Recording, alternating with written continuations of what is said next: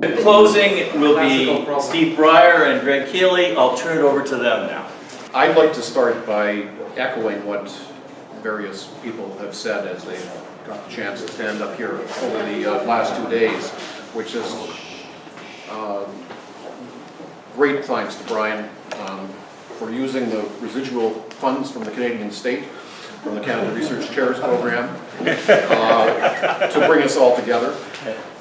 Thanks to Joan and to Julia and Sean and the other people that have worked on this for what really has been, I think, a fascinating 2 days, and with a few hours to go yet. But it has been great, and I mean, it's been especially great, I think, for a number of us who haven't seen each other for many years. I'm not sure that Russell and I agree on this, but I think it's like 40 years. Wayne, who lives much more closely, it's been many years. And I think that, and then we've met a lot of new people as well, which has also been terrific. I just want to make, I think 5 points, although usually when I try to number things it goes off. I wanted to start by doing something that Joan and Beth are going to kill me for. I'm about to give the biggest bibliophile in the world yet another book. Now, any of you who are at Brian and Joan's house have only seen a small part of the collection. But I know this is a book that he has been lusting for because it is a bibliophile's dream. It is literally one of a kind. There never will be another. There was a whole press run of them, but they were pulped. When Brian and I published with Cambridge University Press in 1982, Dreaming of What Might Be, which you've heard other people speak about here, very interestingly, the first book that arrived, and for some reason I got one and Brian didn't, I took one look at it and freaked out. Everything on the inside is fine. The cover, both on the spine and on the front, reads, "Dreaming of What Might Have Been." Which is a really interesting, for those of you who indulge in literary criticism, it has a very different meaning, doesn't it? And I don't know whether there was a print trades worker somewhere that had it in for us or exactly how it happened. But anyway, we objected and Cambridge pulped the whole press run, but Brian, ever since, has wanted this. So I'm going to give it to you, Brian, at the end of this, but I actually need to use it. And you think that excuses everything else? If there's a question period and you're too nasty, then forget it. And I want to open with the person that a natural segue from where Leo started, which is with Phillips Thompson.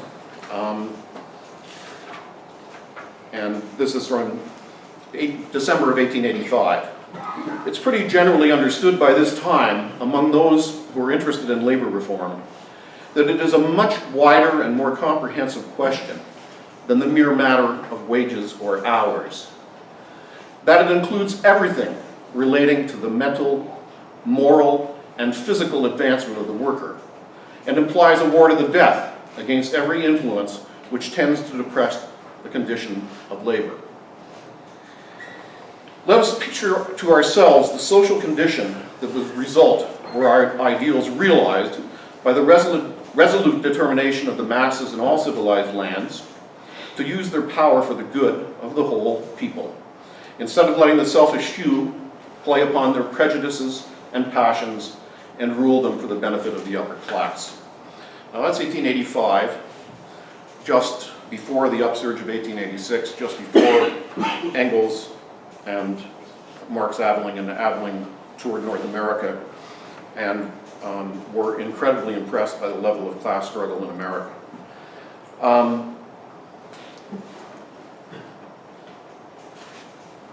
That was a moment that was to be repeated in North American history, and I think will be repeated in North American history.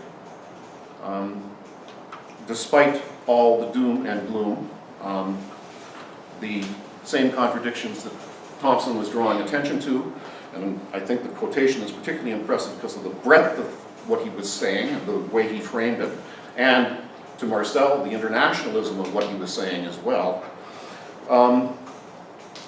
It comes, it goes, it will come again.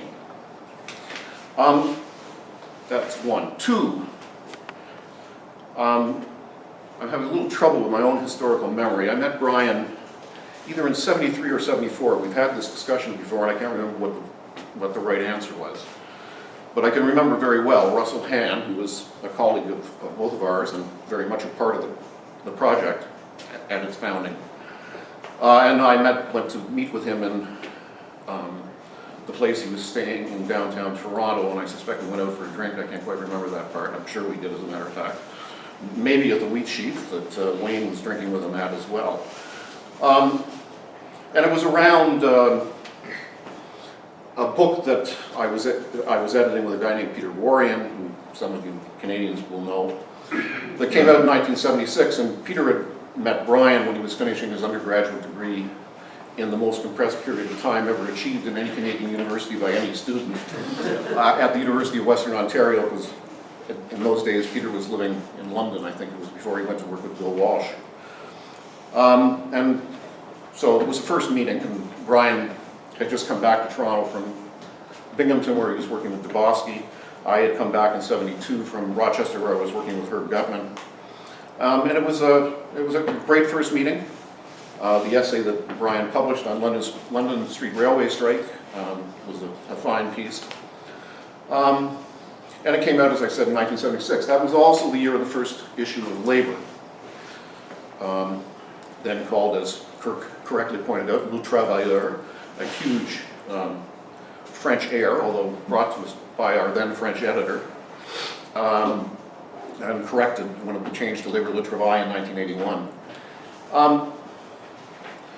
I signal those two things because I want to say something about Brian, but also what was a much larger project, of which Brian was a core part of from the outset, and has been a remarkable comrade for the run of this. Which, of course, is not to say that we don't disagree about a realm of things. And the last debate would be one of them, where I would, of course, as many of you know, line up more with Leo than with Brian. But that hasn't mattered. It hasn't mattered to our friendship. It hasn't mattered to our ability to work together. And my experience of Brian, and I'm not sure that it's everybody's experience of Brian, my experience of Brian, and I suspect most of you in this room's experience of Brian, you probably wouldn't be here if it wasn't, is that he is extremely principled about what he agrees with you about, what he disagrees with you about, and how you can work together. Maybe Ernie was asking for some of that too. I think that there's been a lot of that spirit in this room over the 2 days. I think that's important.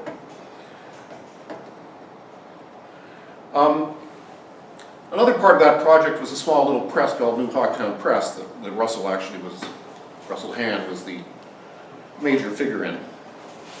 And that was where Brian published his first book on Edward Thompson, and which was a book that I don't know how many we sold, but it really was an introduction for North Americans, and dare I say especially Americans, to the political context in which Thompson emerged with the Making of the English Working Class. Everybody knew the Making of the English Working Class. Americans especially, I don't think, early on, really understood anything about Thompson's politics. And Brian's little book, this is not the same as the later one, really, I think was important. And it was interesting where it was published, how it was published. It was very much a movement press in the days when we still talked about a movement. I want to draw your attention then to roughly 10, 11, 12 years later, the second book on Thompson, the one that you're probably all more familiar with, that published by Brunswick, I do want to say, however, that, and this is the point really, is the context in which that book was written. That book was written and published in Labor Le Travail before Verso published it. It was published over 2 issues of Labor Le Travail. In the aftermath of Edward's death, it was a labor of love, a passionate labor of love, I think. We've never talked about it. It was almost obsessive. I couldn't believe how fast she wrote that. You do always write fast, I admit, but that was really quite amazing.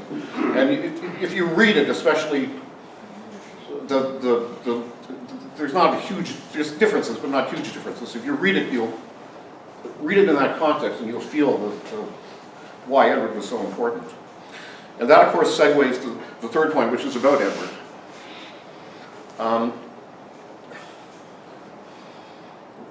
First an anecdote.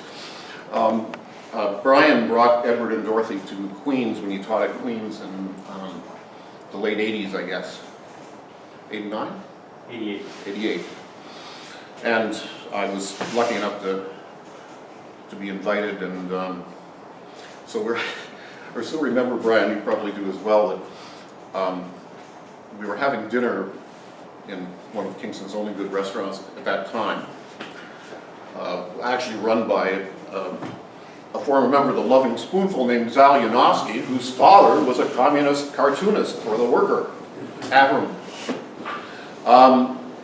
And, you know, talking to Edward and Dorothy was always, for me at least, a little bit intimidating. Not a little bit, a lot. And for reasons that I still can't even recollect, I mentioned Bourdieu. Not missing a beat, Dorothy looked at me with a kind of disdain, perhaps an edge of contempt, and said, Bourdieu has never had a thought that he didn't steal from Edward. And Edward didn't demur, by the way. And that sort of anecdote got me, I remember in terms of Russell's comments about the Blockian distinction of warm and cold. And I think Brian, as a historian, is very warm in his Marxism, as Russell pointed out, is Edward. Both Edward and Brian, in their other writings, often in different ways, were not necessarily as warm. And I don't know if the warm-cold works in terms of the Lenin, non-Leninist party debate, but there you have another comment. Number 4 was, Steve and I were both, as in my case a former student, and in Steve's case a former colleague, really pleased with Russell's connecting Herb in more or less the same breath as Edward. And the reason that was important was, I think, that Herb Gutman's role in this larger project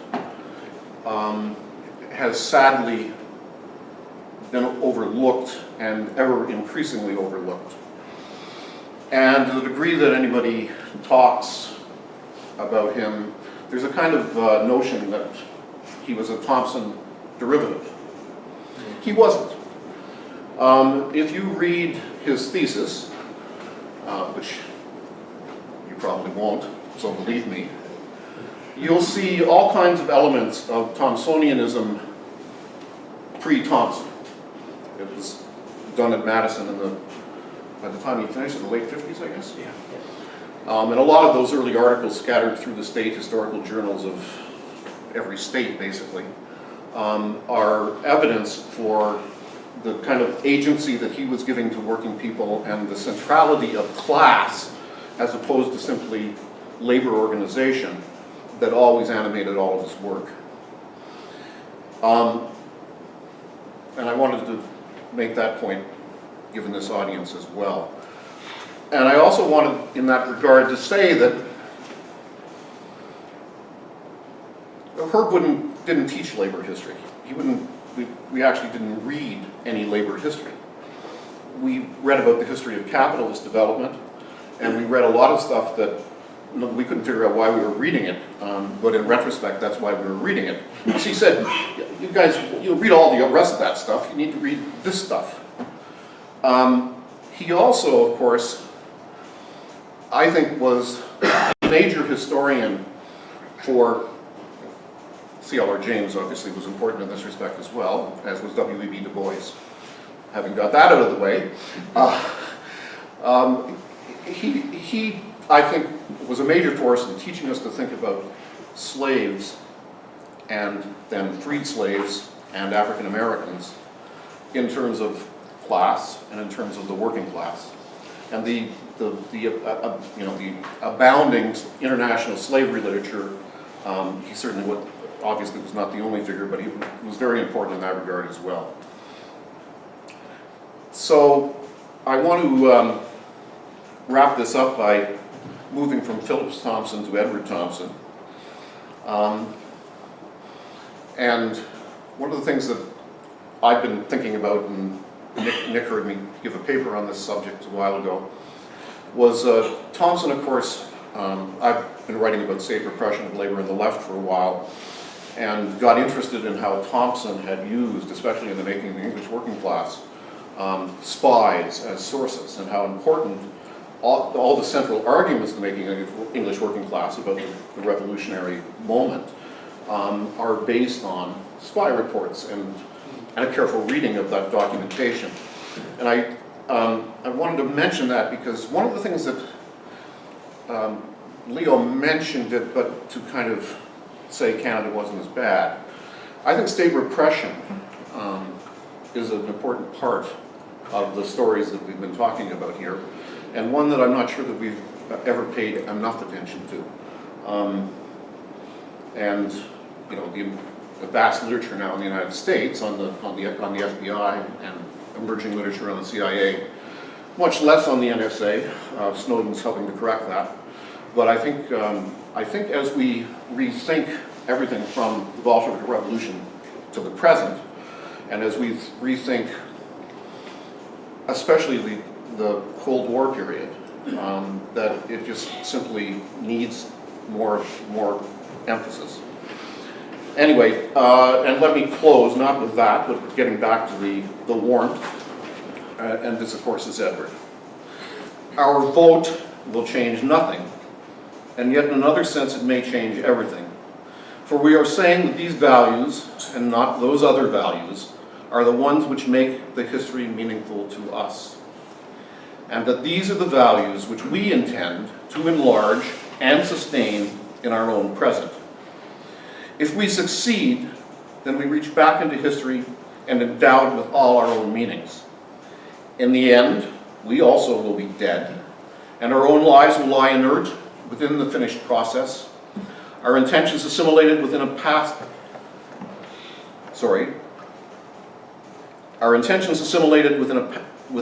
event which we never intended. What we may hope is that the men and women of the future will reach back to us, will affirm and renew our meanings, and make our history intelligible within their own present tense.